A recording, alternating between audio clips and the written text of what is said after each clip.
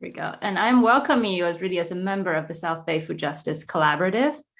We're a collective of researchers and food justice frontline workers who are interested in moving beyond alleviating hunger and addressing the root cause of food insecurity in our region. Our group's been meeting here in the Zoom room since, I think, April 2020 to share experiences and exchange ideas with the goal of improving food justice right here in our backyards throughout the pandemic. And we're so excited to welcome Andy Fisher, who's the executive director of EcoFarm, founder of the Community Food Security Coalition since the 90s, and author of Big Hunger, the Unholy Alliance between Corporate America and Anti-Hunger Groups. So he can share his insights with us.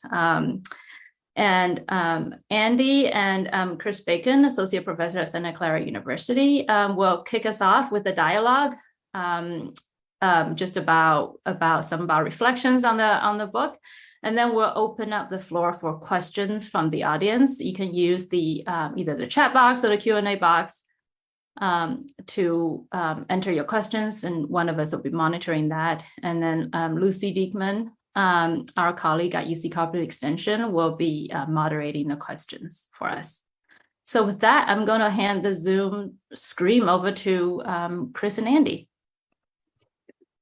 Thank you, Wei Ting. It's just a pleasure to be here. And just by way of background, we in our South Bay Food Justice Collaborative, we actually all gave ourselves some homework, and not like we needed any more, to read through this book over the last month or so, and we were able to brainstorm some questions for Andy ahead of time. And so I'll be relying on kind of our collective knowledge from the different members of this group, which include, as Wei Ting mentioned, a number of frontline food justice organizations, government agency staff, some university-related faculty and staff leadership, and as well as some farmers once in a while too. So Andy, we'll kick it to you.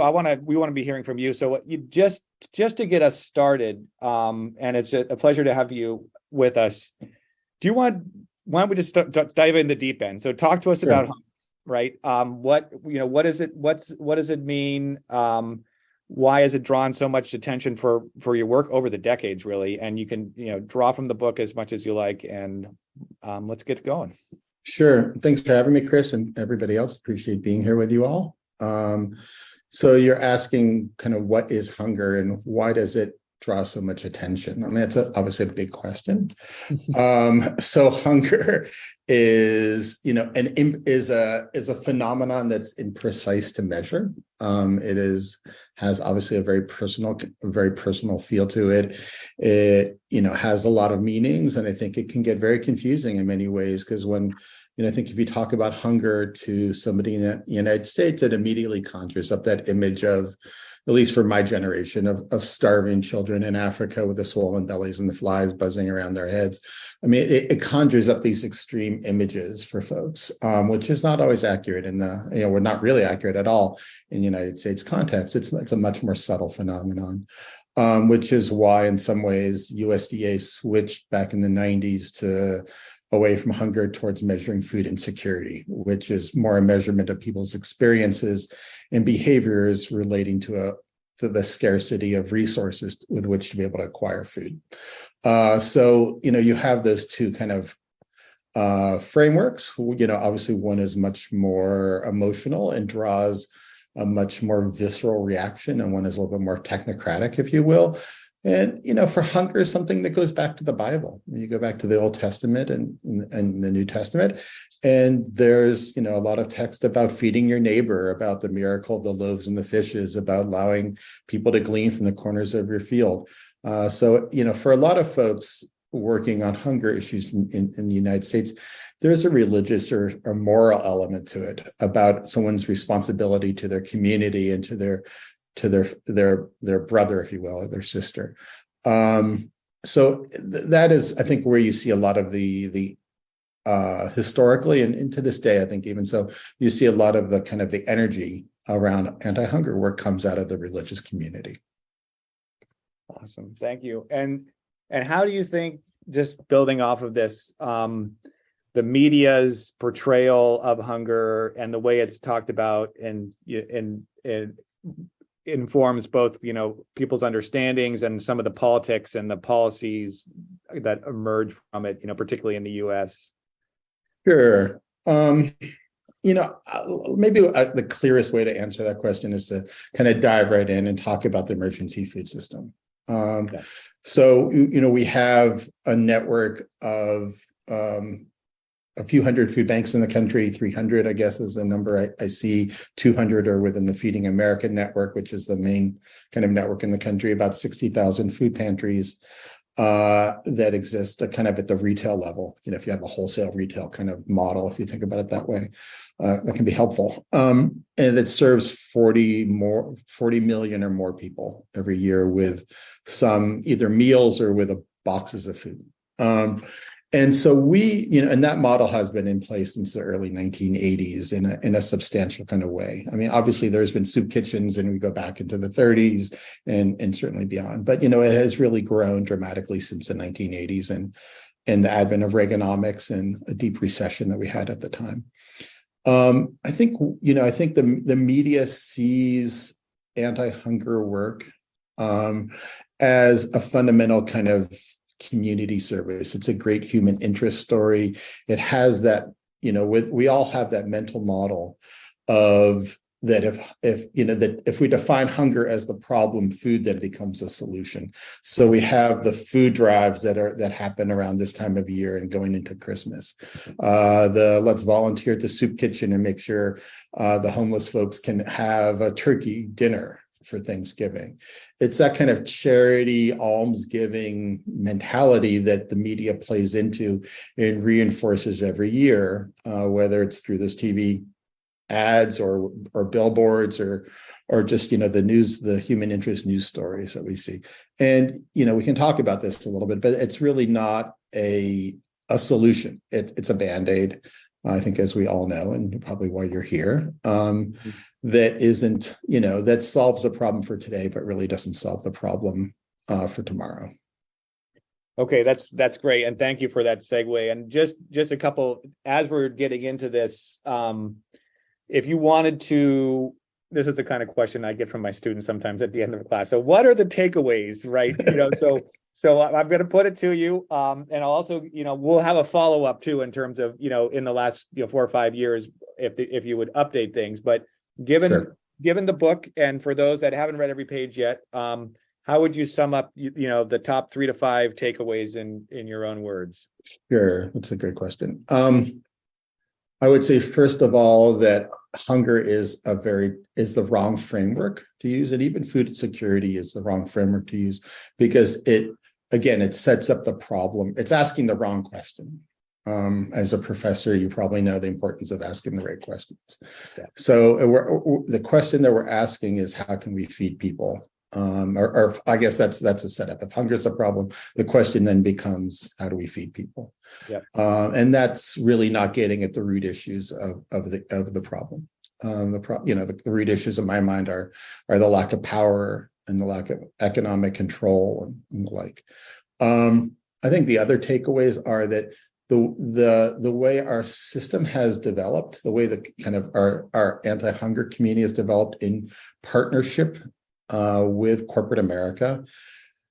Again, it's a very powerful framework. It's a very wonderful framework because it shows the degree of care that we have to our neighbors, and the degree to which the anti-hunger community has become, one of the largest nonprofit sectors in the country. It shows, how much, again, our the degree to which we care about each other. But it's a care that isn't solving the problem. It's a care that in many ways is aggravating the problem.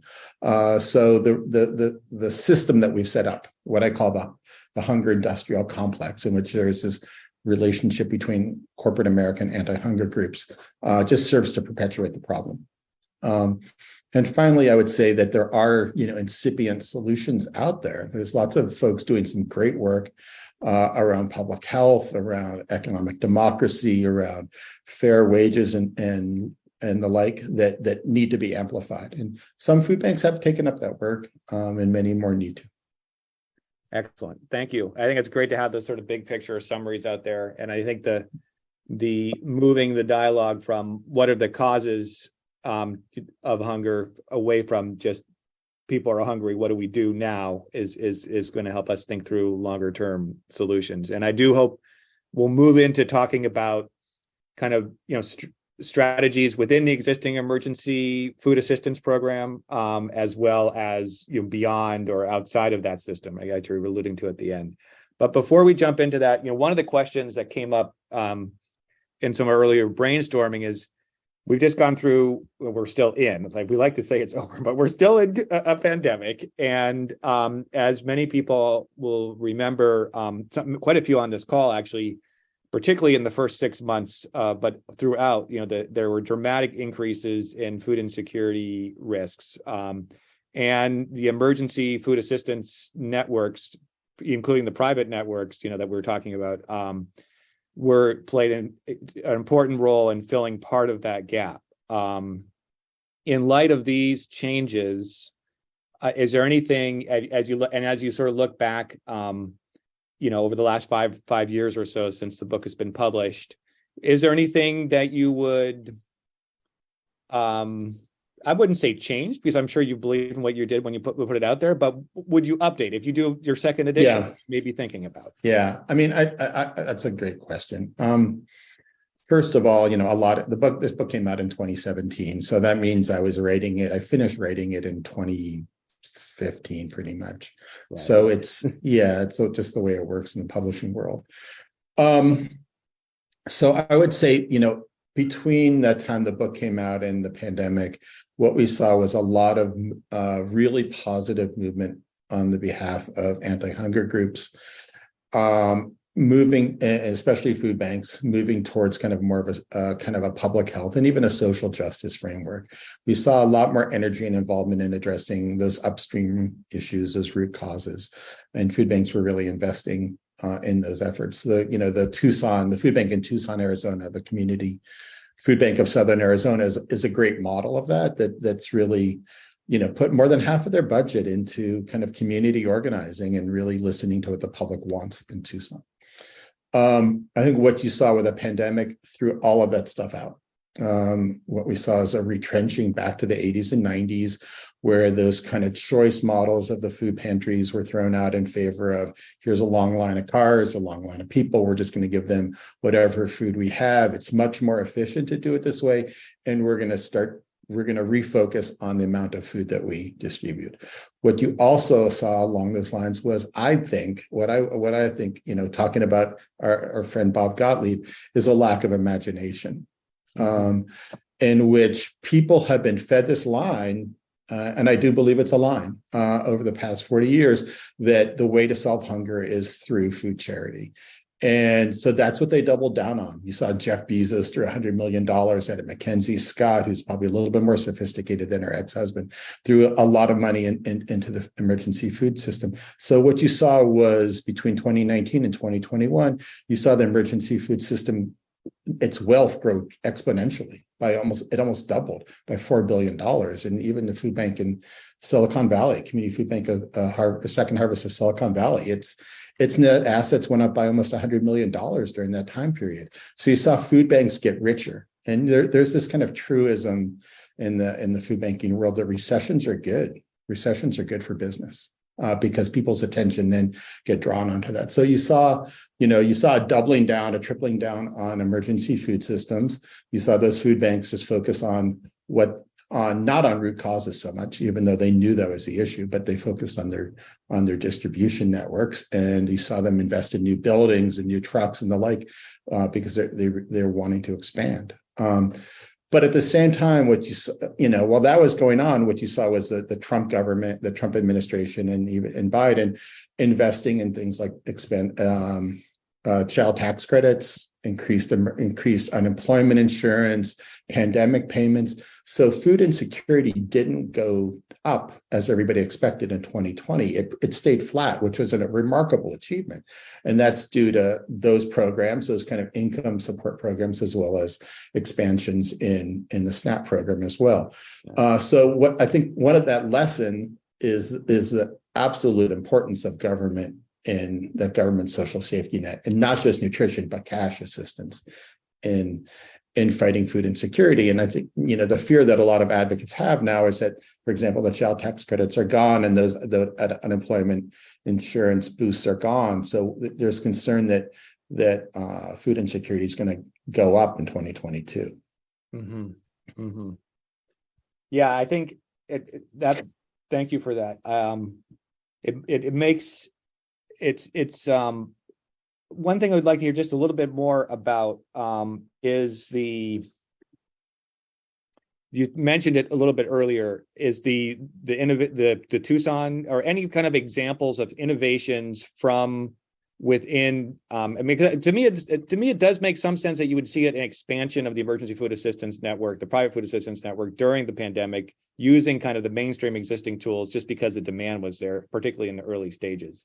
But then that raises questions like, what does the transition look like to get back towards root cause work if there was like infrastructure investments that were made that kind of really push towards what you were saying, kind of an older model of distribution, and that may not be as aimed at working towards root causes. So yeah, maybe you can comment. There's kind of two questions in one, right? There's a broader strategic investment question and path dependence, but also some examples of innovation from within the existing emergency food system networks. Yeah, that's a great question. And I have to say, I don't know what's going on in 200 food banks around the country. Yeah. Right. I mean, I'm not that plugged in, and I'm not following it as closely as I used to be honest. So you do see, using that Tucson example. So that Tucson example totally transformed. So whereas they were very much headed in kind of, we need to put this food bank out of business and move away from food charity, new leadership came in. The folks who were kind of doing the programmatic work there in Tucson, they were doing the community organizing, left. A lot of them have left, were forced out. So you see kind of what was one of the best models in the country totally flipping around. And so unfortunately, again, that's an unfortunate example. What I have heard, again, from colleagues and friends, is again, you seeing new buildings, you're seeing kind of that investment in infrastructure. And why that's concerning to me is, yeah, you need new trucks and maybe your building's getting old, but when you build a bigger building and when you buy more trucks, it basically forces you down a path. It forces you down that path of expansion, right? If you're going to build a double the size warehouse, then you got to fill it up. So that forces your hand in terms of the strategies that you're going to use. And it makes it harder for you to get out of that business, or harder for you to kind of employ other strategies that are going to take up a lot of your resources. So buildings, like, as I say, buildings become stakeholders. Mm-hmm. They force you down a certain path. So you're seeing that because a lot of these organizations are awash with cash. And I could throw a couple examples out at you, but I think, and I think I would agree with you that you're right, that, during the pandemic, it would make sense that distribution is going to go up because of the increased demand. And a lot of people come into food banks who who hadn't been coming there previously because of kind of a sharp unemployment spikes. Mm-hmm. And you would expect them to kind of stroll back down. I think what you're seeing is I don't want to say if it's bifurcated, but you're seeing at the national level, Feeding America, which is, again, the nation's trade association based out of Chicago for those 200 food banks, and the second or third largest charity in the country, they're actually moving in a much more progressive direction. They're actually looking more at kind of poverty reduction, ending hunger, if they will. I mean, their policy strategies I don't agree with, because they don't really go far enough, but that's their verbiage, and that's what their programs are moving towards.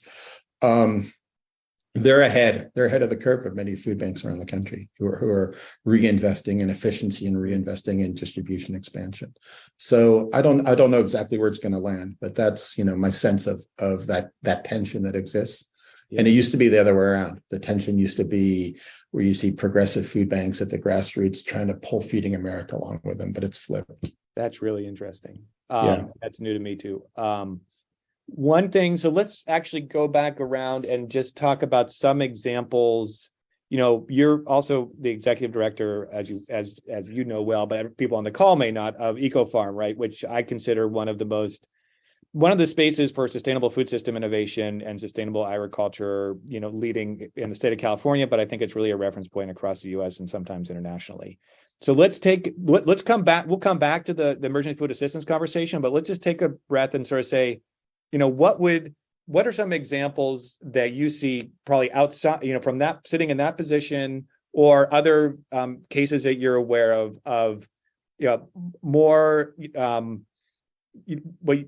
transformative approaches to addressing the root causes of hunger, and maybe even linking them to the questions of the unsustainability of our food system, which I don't think I need to repeat too much in this call, but the costs to the environment, from a third of all greenhouse gas emissions to the labor force in many cases, are extremely high and largely externalized. Yeah, I mean, I think you hit upon an important point, that one of the biggest threats in the long term or in the medium term to food security is climate change. I mean, we see here in California, some farmers are having to pull out hundreds of thousands of almond trees because they're water hogs and because of the drought.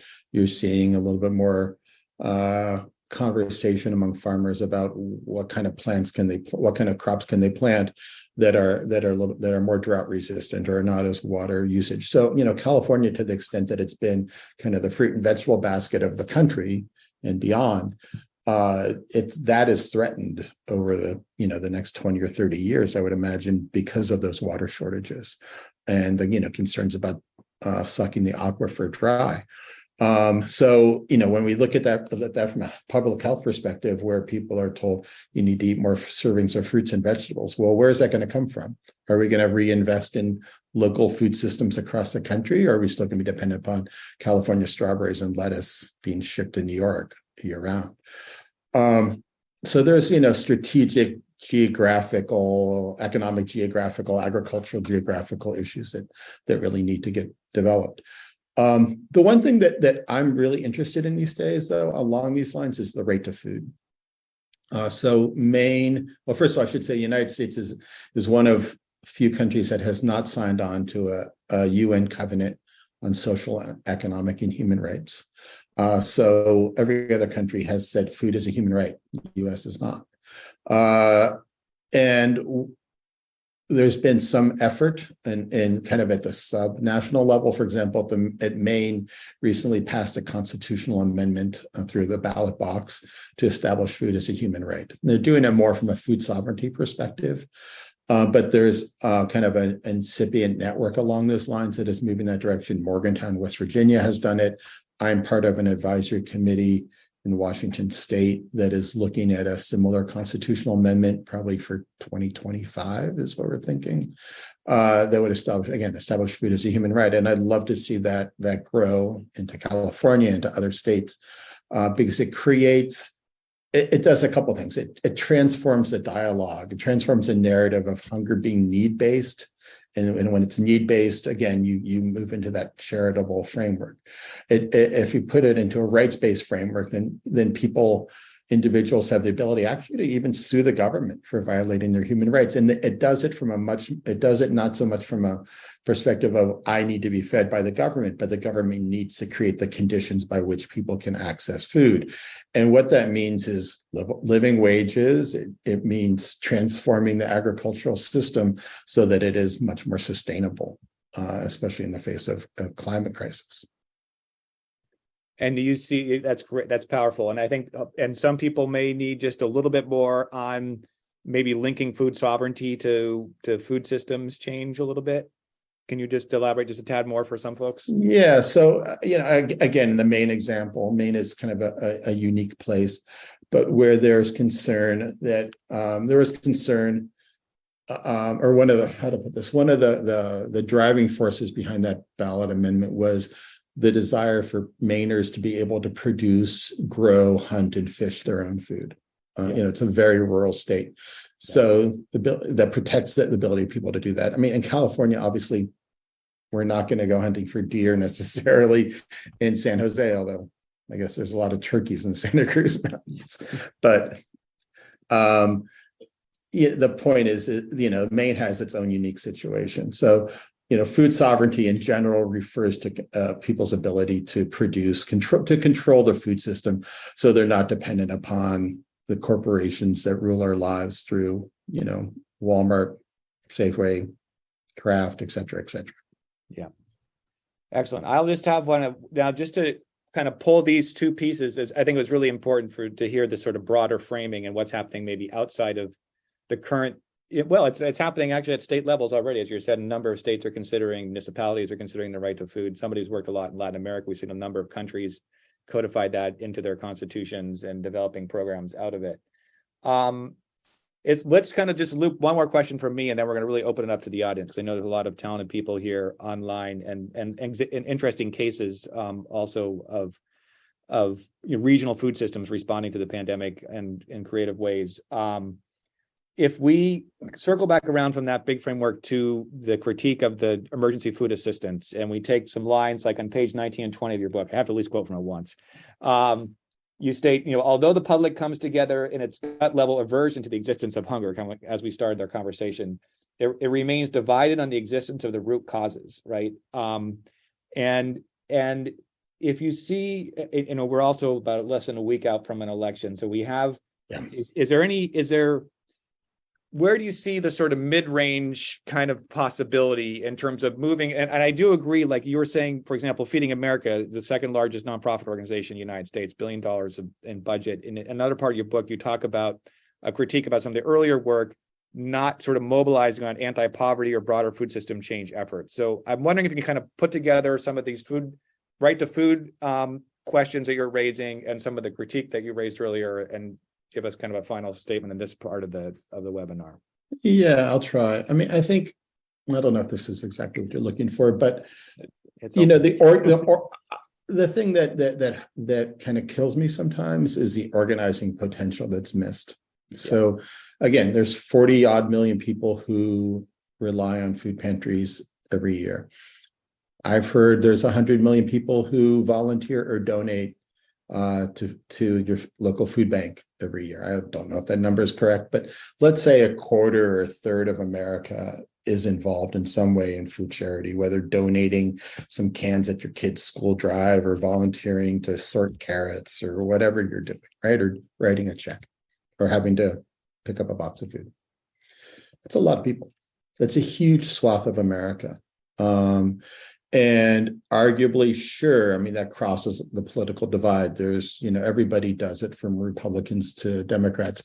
So you can look at this two ways. You can look at this, my God, this is like this incredible issue that cuts across party lines, and maybe we can build a consensus in America on anti-hunger work. And that's something that's been done. There's this classic Republican Democrat consensus dole represented by Senators Bob Dole and McGovern over the years that has kind of led to the kind of support for the food stamp program. So you can look at that and you can say that's, hunger is the basis on which to create this bipartisan consensus, and we can move forward as this divided nation that way. You could also look at it and say, oh my God, there's 100 million people that these food banks are touching. And we're missing this enormous opportunity to educate the public and to engage the public in public policy advocacy to transform the conditions so that people aren't hungry anymore. And not to miseducate the public that that charity is going to solve the problem, and all you have to do is write your $100 check to the food bank every year. We all got to work for a nonprofit. I need my $100 check from everybody as much as everybody else does, but there's been a systematic misdirection that's going to solve the problem, rather than just kind of laying it out for what it is. Thank you. And with that, I will wrap up my series of questions, and we'll have almost a full half hour for the broader dialogue, and kick it over to Lucy to help facilitate. Thanks, Chris and Andy. And thanks to Wei Ting for dropping some instructions in the chat. So this last half hour is really the time for everyone who's on the call to ask Andy your questions. We have two ways that we can do that. Feel free to just write a question into the Q&A box, and I can read those out for Andy as they come in. If you'd like to ask your question directly, please raise your hand, and then I'll go through and unmute folks. And it looks like we have one hand at least raised already. So Tracy, I'm going to unmute you momentarily, and you'll have the floor.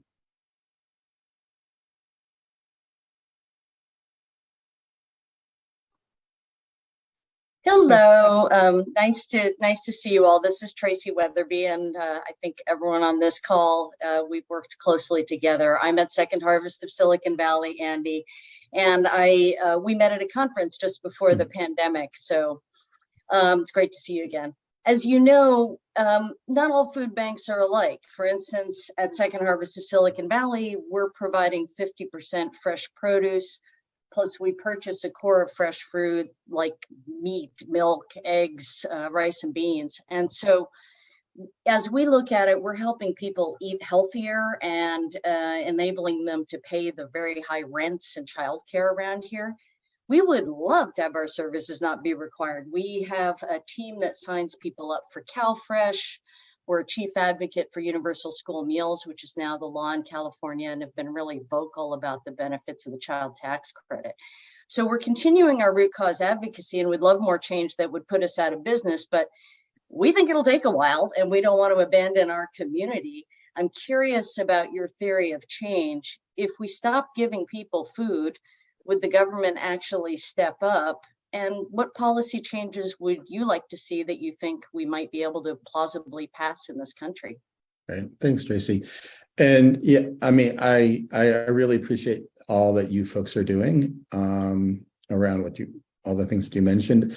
And, you know, I should mention that, you know, the food bank in Silicon Valley, as well as many other food banks in California, are distributing half or 2/3 of what they're sending out is produce, in part because of the farm to food bank efforts that are gleaning a lot of product in the packing houses. So California is very much a leader in distributing healthier food, which is great because that is not always the case across the country. So you asked, if I remember, you know, what's that kind of strategic plan, or what's that, you know, what's the direction that we should go into? And I'm not one to say, oh, food banks need to close tomorrow, and we need to stop feeding people, and we need to plug up the toilet and cause, you know, radical change within the United States through that kind of causing suffering. That's not where I go with this at all. What I do see is that over the past 40 years, there's been this dramatic curve that bends up of the amount of food that we're distributing. And it's now, I forget what the dollar value is, $6 billion, $8 billion a year of food that's dramatically gone up with a pandemic. So the question in my mind is, how do you bend that curve down to what's a realistic and what's an appropriate level for food charity in this country? And how can it not be a part of everybody's daily life and be something that happens in natural disasters, that happens in social disasters, when there's a recession, when there's a pandemic, when there's a hurricane, and, you know, and that also supports those institutions like domestic violence shelters or schools and the like, that, you know, that helps them not spend money on food, basically, that uses that waste in that purpose. So my question, I guess what I try to say is, we need to look at this over a couple of decade period. How can we collectively make a strategic plan within the emergency food sector and say, all right, it's 2022, by 2028, by 2030, we want to reduce the amount of food that we distribute by 30%, 25%, 50%, whatever is realistic. And we want to dedicate an increasing amount of our resources towards public policy and towards upstream causes. So we make a deliberate collective community-based plan to do so. And if we don't do that, we're just going to keep doing what we're doing now. We're just going to keep down the same path of increasing the amount of poundage we do. And along those lines, we need to be thinking about, how do we measure success? So too often, food banks measure their success in the amount of pounds that they distribute and the number of people that they serve. And those are the metrics that they put out in their annual reports and they communicate to their public. And I know a lot of food banks are thinking differently about that and starting to think about, you know, how can we measure success differently? And it's a challenge because it's a different orientation than they've done. You know, the Community Food Centers of Canada, which is a network of 20-ish, food pantries or so, has taken on that issue, and they start to think about their their success in terms of the relationships that they build rather than the amount of pounds that they develop. So just a little example to throw out there as a different way to think about the problem. Thanks, Tracy and Andy. Next, I'm going to turn to the Q&A box. So we've got 2 questions in there.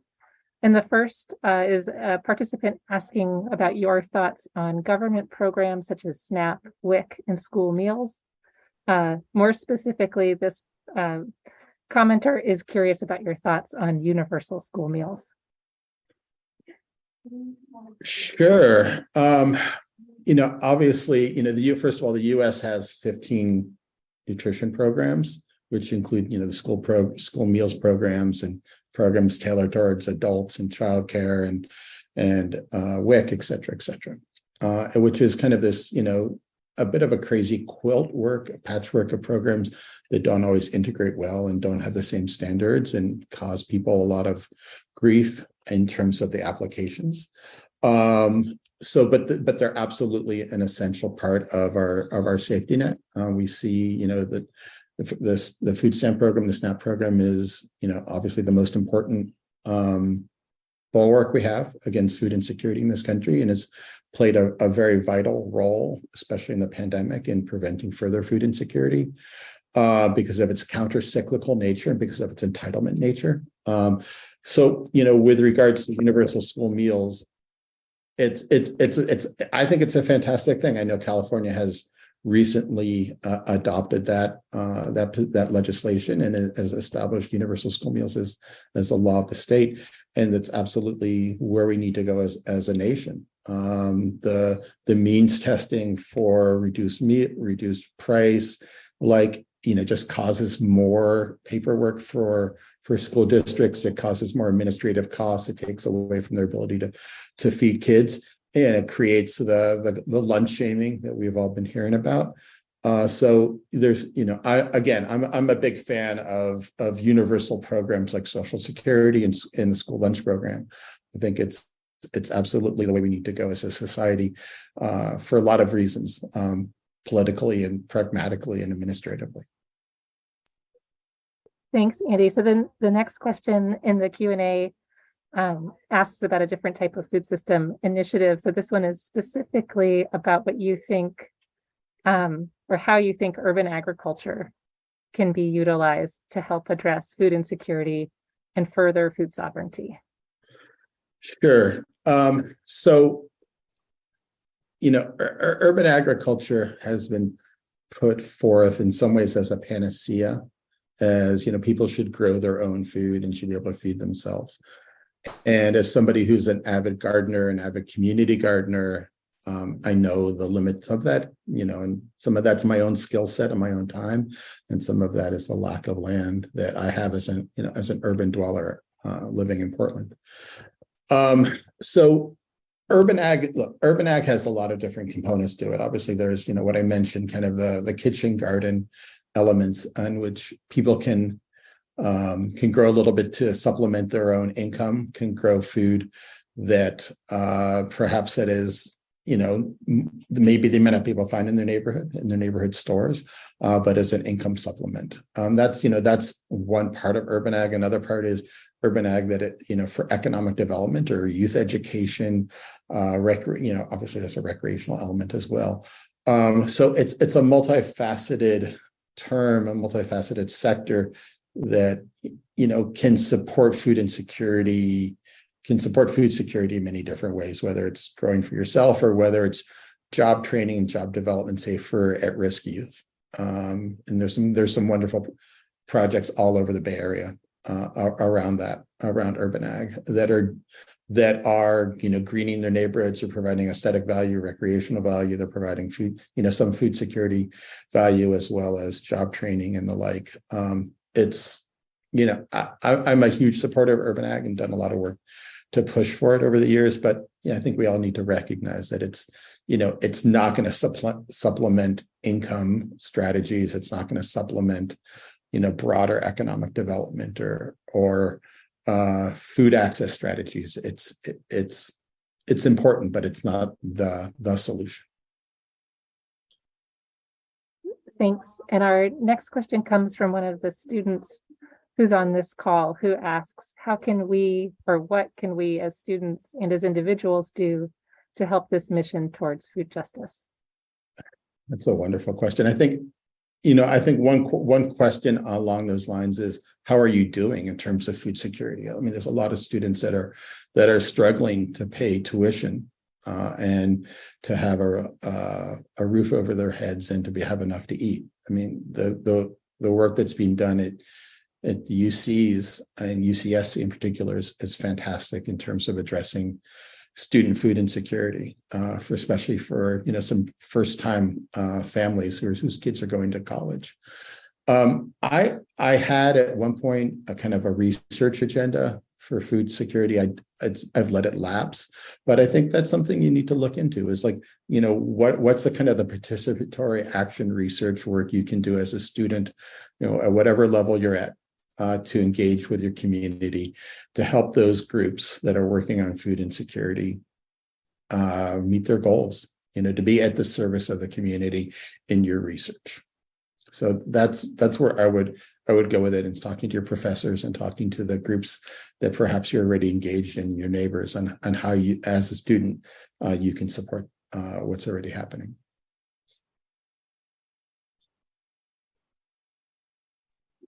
Sorry, struggling to unmute myself there. So our next question comes from Andy Olive, and I'll read it, but it's here in the question box as well. In California, under the CalAIM project, food interventions such as medically supportive meals, grocery boxes, and produce prescriptions are newly eligible for reimbursement through Medicaid health plans. Are you following this movement nationally? And do you see it as being a viable parallel system for hunger relief? Thanks, Andy. Hope you're well. And I am not following it as closely as I should be. Like he mentioned, there is kind of a whole food as medicine movement that is taking place through work at his organization and others. I don't know enough to really say, whether this is a viable substitute for hunger relief. I, can reference the produce prescription efforts that are happening around the country. What's called GUSNIP, or the SNAP incentive programs, like the market match program, I guess is what it's called in most of what it's called in California, in which SNAP recipients, in one case, or folks who are at risk of say diet-related diseases, diabetes or obesity, for example, who can access low-cost produce through their health clinic or through their farmer's market or grocery store to bring down that cost and increase the access to them for those healthful products. And I think those are all really wonderful examples. And in the SNAP example, I'd love to see it become more of a kind of a fundamental part of the SNAP program rather than an add-on for $10-20 million a year that's happening in California. It's like 1/10 of 1% of SNAP redemptions are happening through that program, and so it's tiny. So, anyways, I think there's a lot of promise. I think the link to Medicaid is very promising as well. I don't have a lot of information on how that's playing out in a kind of a practical level and the challenges. Another webinar. Yeah, that's a great idea. Our next question is from Julie Morris, who asks, if you could enact the most effective strategy to solve hunger, what would it look like?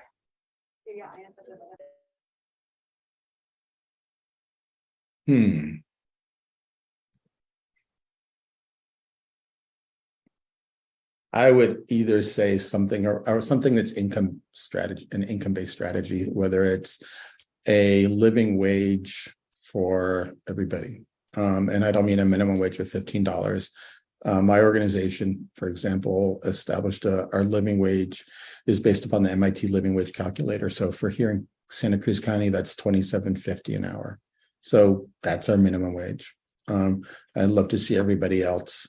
I'd love to see that codified into law, basically, to take into account, the high cost of housing and the like. And even that doesn't really scratch the surface with, rents being as excessive as they are down here.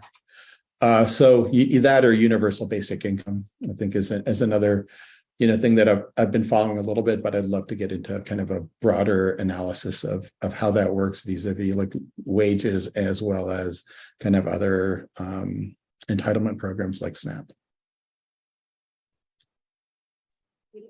Thanks. And I have another question in the chat rather than the Q&A.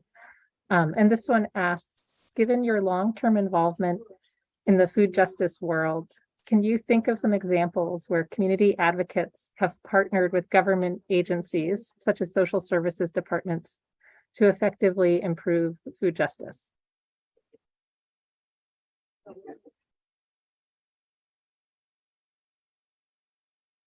I mean, I'm trying to think of a specific example because it's a broad question. Yeah, I mean, if you're asking like, is public policy advocacy effective? Yes, absolutely. Sure. I mean, the farm to school arena. Well, here, let's go with, I don't know if this is exactly what you're wanting or not. But the Center for Good Food Purchasing is based in Oakland.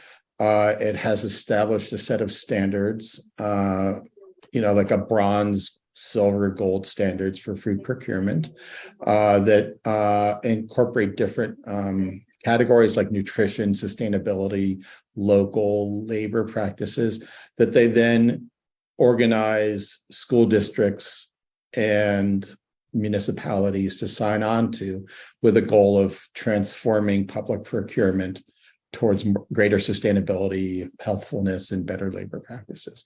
And they've gotten dozens of cities and school districts to sign on to those goals. And they've made lots of wonderful changes across the country.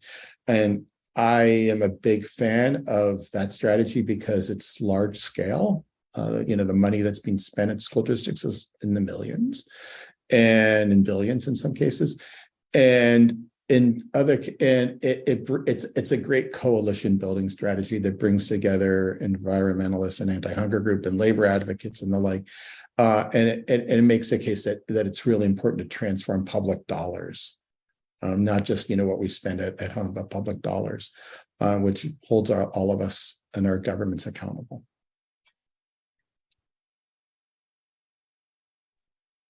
Thanks, Andy. And it looks like Jocelyn has added a comment in the Q&A that says the Good Food Purchasing Program is in a baseline assessment phase here in Santa Clara County for all of our 3 county-run hospitals. Wonderful. I would encourage anybody who has questions that they haven't asked to either raise your hand or put them into the question and answer box. While we wait for that, in the South Bay Food Justice Collaborative, we've had a chance to talk about your work for a couple of months in preparation for today's meeting. And so we have over time had a few issues that have come up that we haven't addressed yet. So I'll ask you about some of those now. And one of those is related to, I think broader conversations, but also to a food system work plan that our county created and adopted during the pandemic. And one of the strategies that was recommended was around partnering and coalition building, like you were just mentioning, with sectors outside of food. So housing, transportation, childcare, some of these other sectors that influence and overlap with food security issues. And so I think we were just curious if you've had any experience being involved in those types of cross-sector collaborations, maybe particularly in the housing sphere, but really any of them. Personally, I have not, no, but I think it's fantastic you're exploring those, because I mean, to me, that's, where the energy needs to go is, to broaden our horizons beyond just thinking about food. And even if you haven't been directly involved, do you know of other examples that, models that we might turn to or explore? I mean, my immediate reaction to that is to think about food policy councils and waiting. Your colleague Ann Palmer works at Johns Hopkins University Center for Livable Future that coordinates something called the Food Policy Networks that kind of provides technical support to over 200 food policy councils in cities and states around the country. that incorporate stakeholders from different parts of government that are, that are a great way to establish a kind of consensus and a way to reach into different parts of government. Thanks. I think one of the other areas we were curious to learn more about was partnerships among other sort of nonprofits. I think you just answered a question 1 or 2 back about potential partnerships with government agencies. But do you have suggestions about how folks who are nonprofits can work together and leverage each other's efforts, and particularly how we can partner without competing for resources? I think, as you were saying before, we're all seeking those $100 donation checks. Right. Again, I would go back to that kind of established network. I mean, I think what you guys are doing is fantastic. I mean, it's a great example of, of people coming together for, I don't know exactly what you do, but seemingly educational purposes at a minimum. I don't know if you're doing any policy advocacy, but there's lots of models around that kind of engagement, whether for whatever purposes that you desire, whether it's projects or policy or kind of partnership development. And again, those food policy councils, food policy coalitions are really important. There is a statewide California Food Policy Coalition that coordinates those dozens of organizations at the city and county level. You might want to look into as well. Thanks, Andy. And as we reach the end of our time together, maybe it would be helpful to sort of wrap up on a question just either about, lessons learned, or things that you've learned in your time working on these issues, or I think acknowledging that, for many of the groups who are part of the South Bay Food Justice Collaborative, we are all at different stages in trying to implement food justice work and to move from a charity to a more justice-oriented framework. And do you have lessons learned that you would share with any of us as we are sort of embarking on this journey? Yeah, that's a good question. I don't know if I can, point to you, here's the 2 things you should be doing. I'm really bad about that kind of stuff. I would, I think you're doing it. I think a lot of this work is centered around relationship building. It's centered around kind of engaging the community in what they want. And maybe that's the one place I would go to with this is community involvement. And as somebody who's, can be too top down, for full confession, is that kind of community engagement and that kind of listening, that organizing approach, I think, is very valuable. And what I find, very seductive about the work that's being done, for example, the Center for Good Food Purchasing or in Tucson, because they're willing, or even Alameda County Food Bank is a great example through their policy advocacy efforts. Those are great examples of listening to the community and what they want and responding to that rather than coming with a defined agenda. I think that's, a much more powerful model, and a much more time-consuming and process-oriented model, and one that requires more patience than some of us have, but I think it's a much more ultimately effective model. Thanks, Andy. So it looks like we're probably just about ready to wrap up. If anybody has a final burning question, please raise your hand or drop it in the Q&A now. But if that is not the case, Andy, just really want to thank you for taking the time. It's been really wonderful to get your perspective on these issues. And I think we've also really enjoyed internally the last few months of getting ready and having a chance to discuss your book in more detail amongst ourselves. I also want to thank Wei Ting and Chris and both of their institutions for helping to organize and host our conversation today. I also would like to put in a final plug. We are going to be continuing with webinars in the new year. So we are in the process of organizing a 5-part professional development series that will be exploring equity in the Silicon Valley food system. So please keep that on your radar. And if you are interested, we can send out more information about that series as we get a little closer. But I think with that, thank you all so much for attending. Thanks for your thoughtful questions. And thanks to Andy for your great work and for answering so many of the questions that we have.